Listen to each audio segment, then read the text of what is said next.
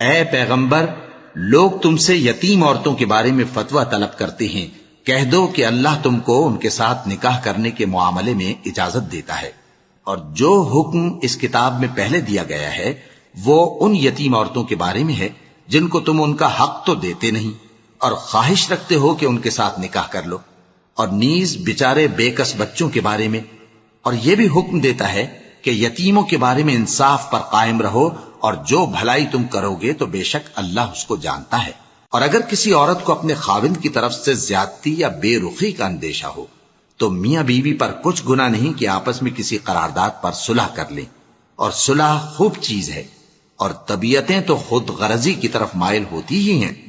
اور اگر تم نیکوکاری اور پرہیزگاری کرو گے تو اللہ تمہارے سب کاموں سے واقف ہے۔ اور تم خواہ کتنا ہی چاہو بیویوں میں ہرگز عدل نہیں کر سکو گے، تو ایسا بھی نہ کرنا کہ ایک ہی کی طرف ڈھل جاؤ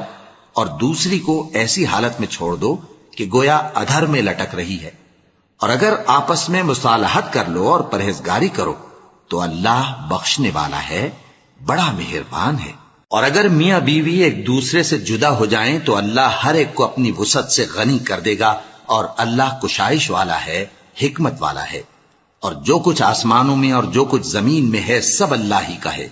اور جن لوگوں کو تم سے پہلے کتاب دی گئی تھی ان کو بھی اور اے نبی تم کو بھی ہم نے حکم تاکیدی کیا ہے کہ اللہ سے ڈرتے رہو، اور اگر تم لوگ کفر کرو گے تو سمجھ رکھو کہ جو کچھ آسمانوں میں اور جو کچھ زمین میں ہے سب اللہ ہی کا ہے، اور اللہ بے نیاز ہے، لائق حمد و ثنا ہے۔